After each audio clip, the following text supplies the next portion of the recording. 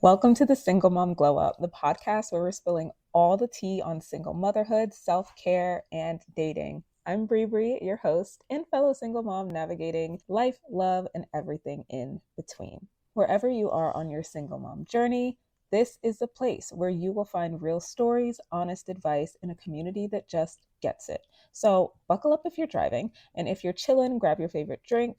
And if you are like cleaning or something, I'm just honored to be your cleaning vibe.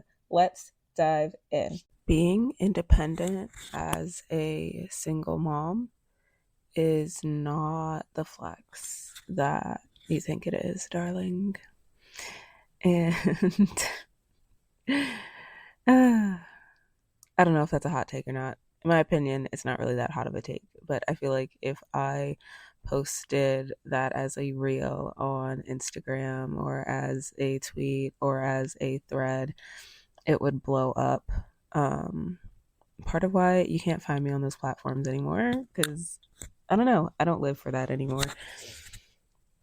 But before I get into this, right, I just want to say, if the shoe don't fit, don't wear it. Okay? This isn't going to resonate with everyone. And that is perfectly fine. If everything that I said resonated with everyone, the world would be a very boring place. So, as usual, I did write notes. But I wrote these notes a while ago, and so I don't know how cohesive they are. Knowing me, they probably jump around almost as much as my brain jumps around. And they will also remind me of things. And so I may go down a little tangent path, or I may, go down a big tangent path. But per usual, if you're new here, hi, welcome, love you, or whatever. But if you're not new here, you already know to buckle up because we don't know where we're going. All right, so I'm gonna read some of this word for word, so the time may be a bit weird, like this first statement says, so this morning in the shower, right? But I didn't even date this. Oh my gosh, where was I mentally? I didn't date these notes, so I don't know when exactly this was, but that morning in the shower, I was reflecting on how grateful I am that I quote unquote decided, and I'm putting that in quotes because it's more like I was forced by God to let go of what wasn't serving me, aka my job, my own place, and my partner, and my independence. But wait, this was the epiphany moment for me. My independence wasn't serving me, but like it really wasn't. And it feels weird to say that as a Black American woman raised by a very highly independent Black woman. For me to sit here and say my independence wasn't serving me when she was raised by a highly independent Black woman. And I just feel like parts of my DNA are very much like, girl, your independence wasn't serving you. What you mean? But like it wasn't serving me. It wasn't serving me to work 8 to 5 to make 70K a year doing a job that, yeah, I was good at, but it was also emotionally exhausting, and contributed to my autistic burnout, coming home. And actually, let me just read what I wrote. I actually wrote some fire here now that I'm reading it.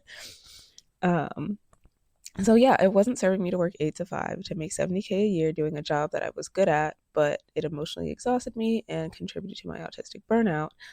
To pay $3,500 in rent and bills every month, to keep a roof over mine, my partner, and my kids' heads.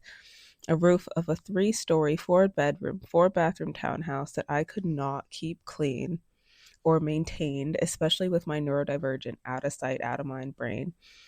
And before you ask, yes, my partner contributed to the bills, but he was also dealing with a shitty work situation. I wasn't dealing with a shitty work situation. My work situation was actually amazing, but he was dealing with a shitty work situation. So I put myself in a position to make more money than I was before working for myself and doing the whole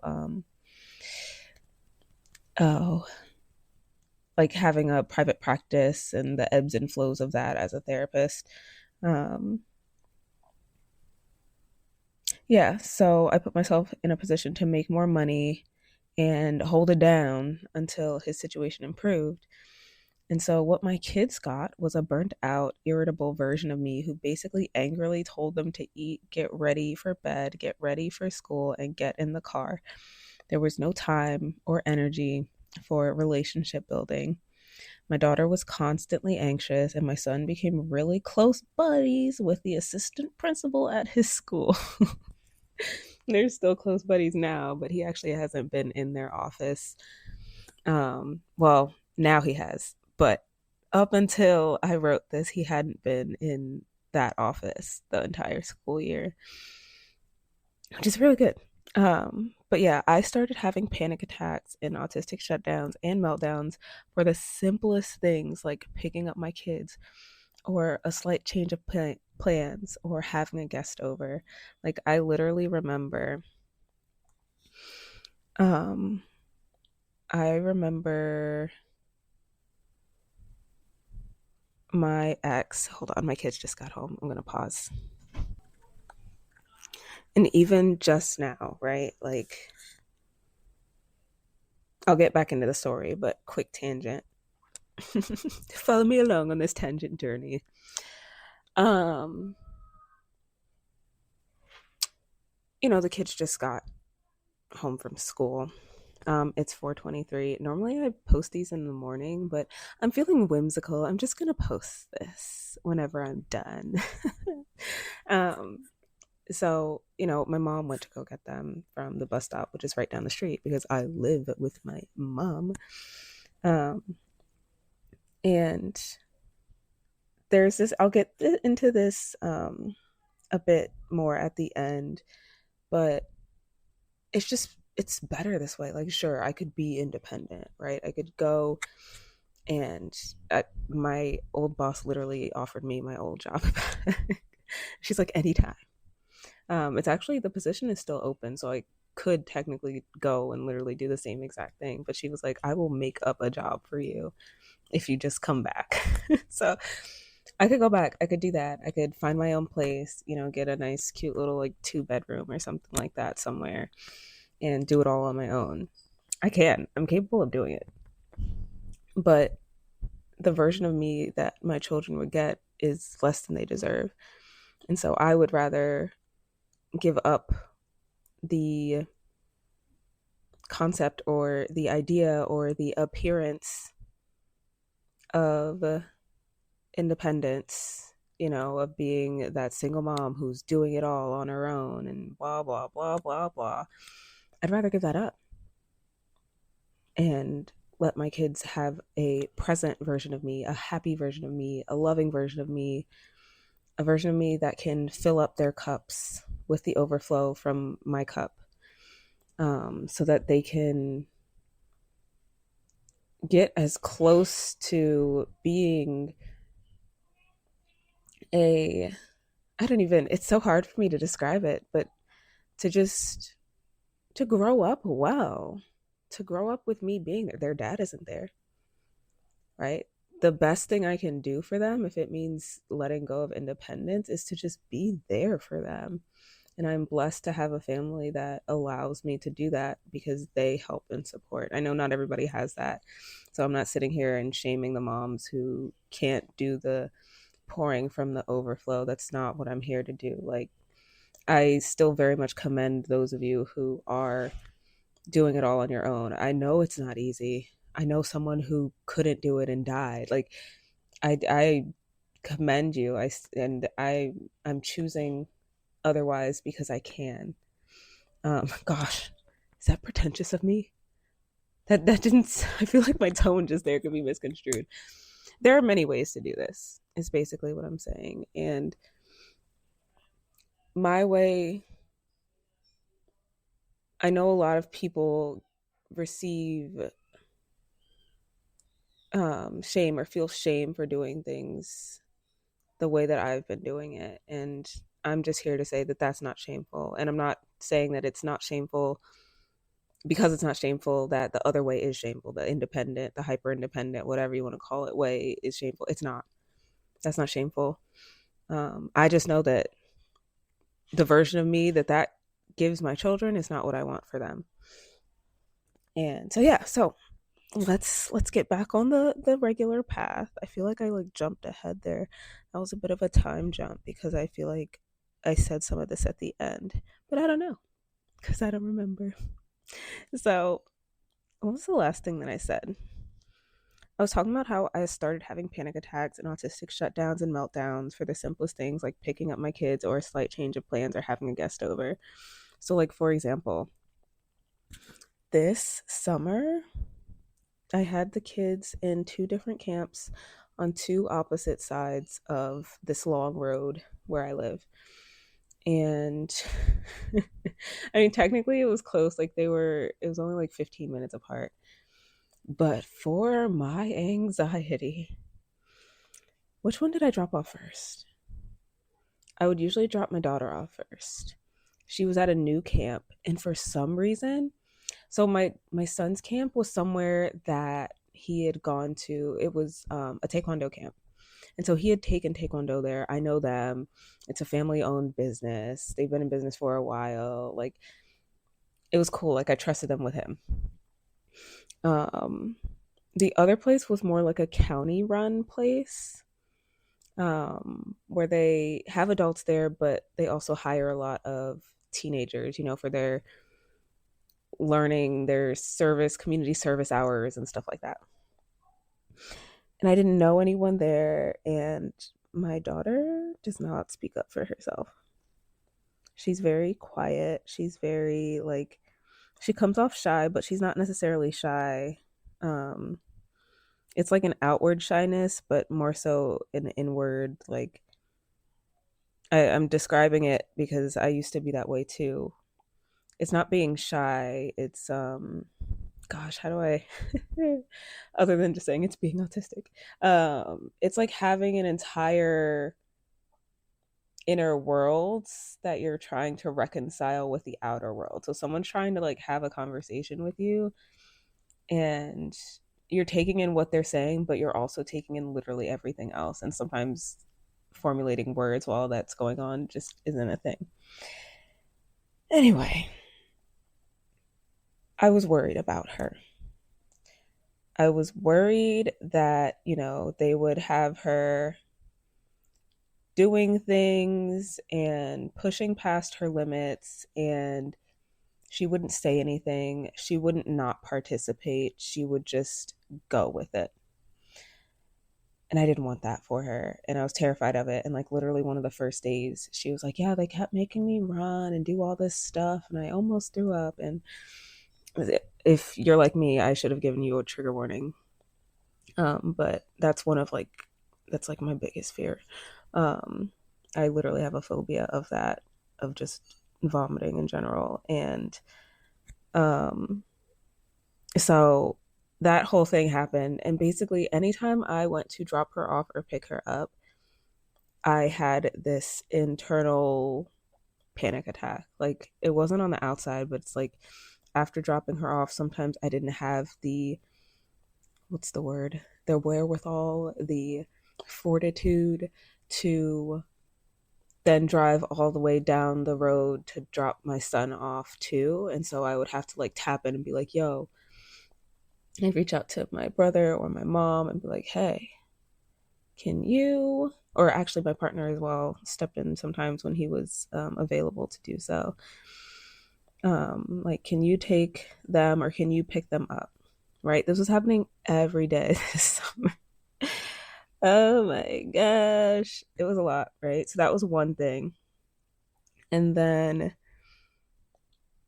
the slight change of plans, like, or if there was a slight change of plans, that would absolutely send me. Um, like my ex at the time went up to Boston. He's from Boston. He went to go visit um, with family and then come back. He came back. He drove back down with like his best friend, and I had his location.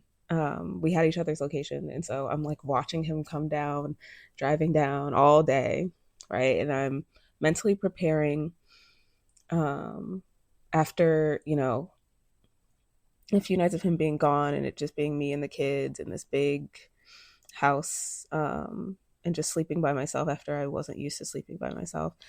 It was a lot, and I was like excited for him to get there. And so once they got close, like I'm literally looking at the map. Once they got close, I'm like, okay, I'm gonna go shower, and so that when they get here, I don't smell like I've been having a panic attack all day. And so I did that. And when I got out of the shower, they had driven past the apartment. Like they'd driven past the location that we lived. And I'm like, yo, like I freaked out. Like when I experience anxiety, it's like a drop. Like something energetically just like drops in me, or like the anxiety drops onto me or through me. It's hard to describe. But I dropped into a panic attack, and I was like that basically the whole time his friend was there. Like I did not come out of that panic attack for long. Um and it was rough. That was rough. And then yeah. Yeah, having a guest over also used to send me because I was overwhelmed. And being independent overwhelmed me. It overwhelmed my system, it overwhelmed my body. The body overwhelm would overwhelm my mind, and that would all together overwhelm like my spirit. Like it was just too much. And so I let go of things little by little. I let go of the job. Even talking about it right now, I'm like rocking. I'm like soothing the part of my body that remembers, that's holding on to those memories. Um, but I let go of the job, right? And so I was like, well, maybe my ex's job, he'll get some momentum there and we can keep the place and everything will be fine. And that's not how things worked out, unfortunately, or looking back on it now, fortunately, because we're both doing a lot better separately. But that didn't work out. And, I was doing my cute little baking thing and I had my little pop up. But for some reason, whereas I was doing really well and making good money from it as a side hustle, turning it into a main hustle, I ended up making less money. Life. And then, so I let go of those things because I was still experiencing the overwhelm. I was still experiencing the meltdowns and stuff like that. Moved back home, and um it actually took some time to, oh gosh, can I find it in time without taking up too much of your time? I saw this beautiful, oh, I know exactly where to look for it because I sent it to my friend. Shout out Makita if you're listening. um I saw this gorgeous quote from a book on Pinterest, or like it looks like a poem book. Let me see if the author is on the screenshot. It's not. Darn. Okay. So it says,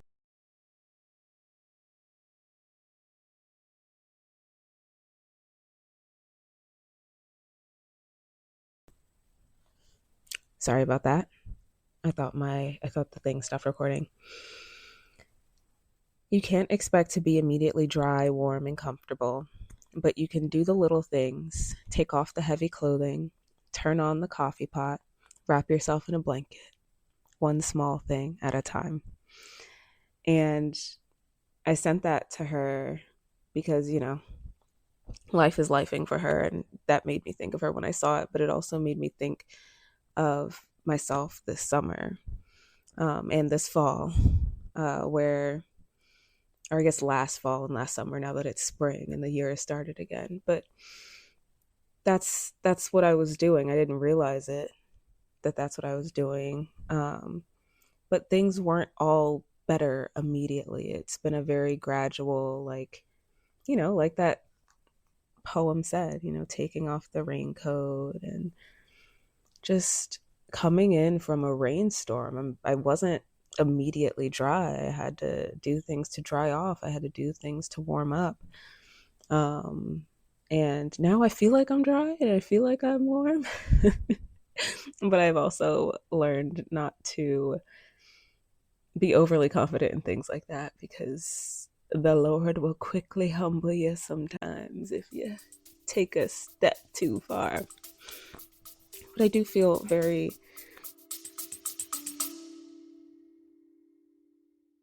Okay, but before we get into the good stuff, you must hear about my free Discord server, the Single Mom Sanctuary. You remember AIM?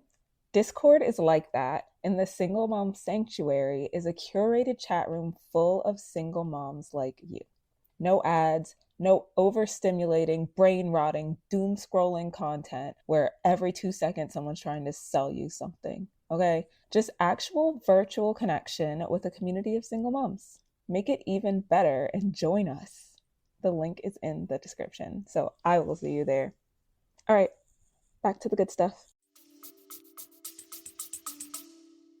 Good about where I am, even though I'm not 100% clear. Right? The only thing I'm 100% clear on is that I'm not 100% clear, and that I'm okay with that. That was a tangent. I didn't realize we went on that tangent. That's like, if you have you ever played like a game like Skyrim? Oh, Skyrim's a great example, where you're like following a path towards your whatever destination, right? Maybe you have it locked on or whatever. I don't know if Skyrim does that. I think Assassin's Creed does it, where you can just like set a location and then choose follow road, and you're sitting there and you're following the road on your horse. But if you're not paying attention, you following the road, and if the road splits and you don't select a side, it just automatically selects a side and it might take you away from your path. That's what that tangent was. I was too far on the autopilot on the follow road. Anyway, so let's bring it back.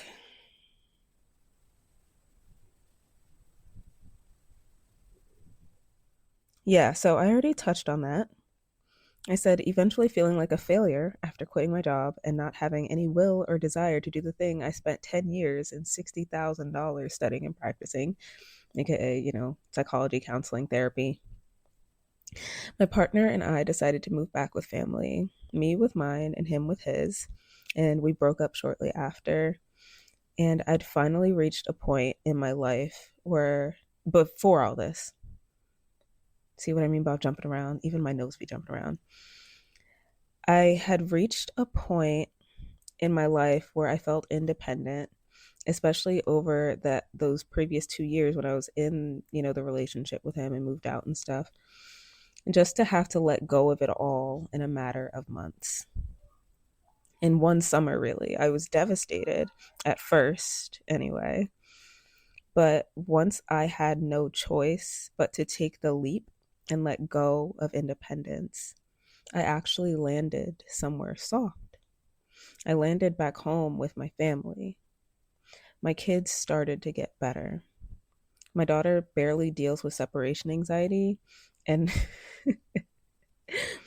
my son has not had any incidents that land him in the principal's office. Like I said, since writing that, he has had one. But one is better than a call every week. And then I have also gotten better. I can't remember the last time I had a panic attack or a meltdown. Now, since then, I did have a panic attack, but that's because of something very specific. So it wasn't like I used to get like, now looking back, it was overwhelm that led to what felt like a panic attack. Maybe it's a panic attack, maybe it's a meltdown. It's really hard to tell the difference between two, honestly. But I definitely had a panic attack after an argument. Um, gosh, when was that? Like a couple weeks ago, maybe.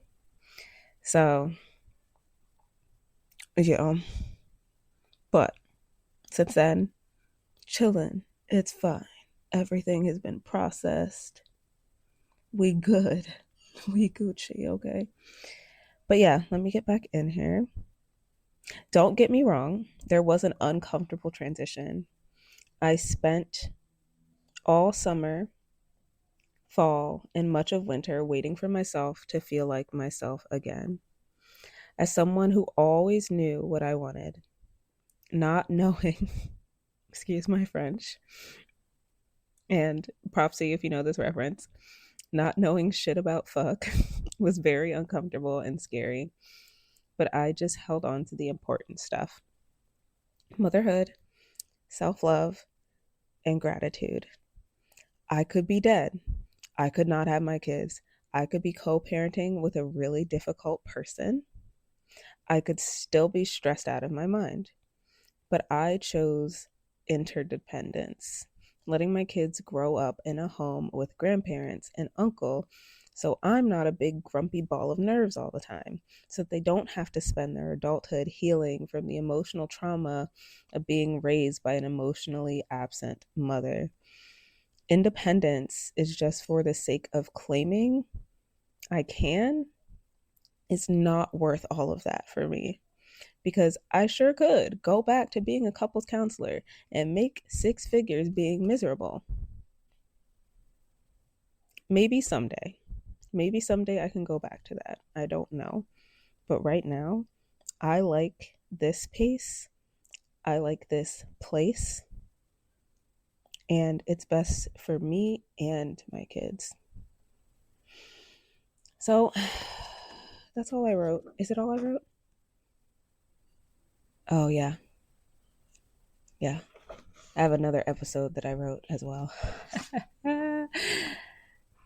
That'll be a doozy, but we are approaching 30 minutes kind of. So I'm gonna end it here.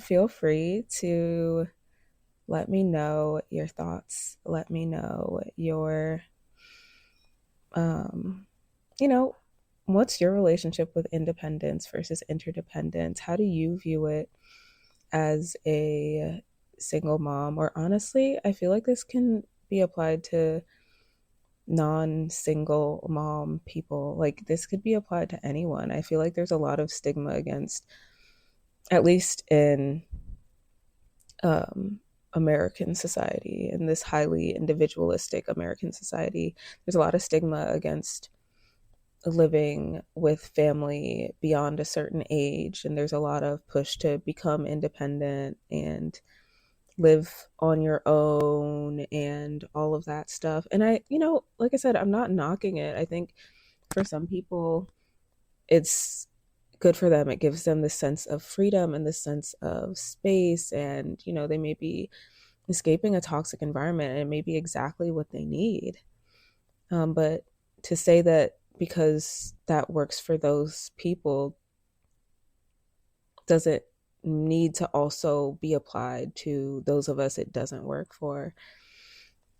And if you look around the rest of the world, like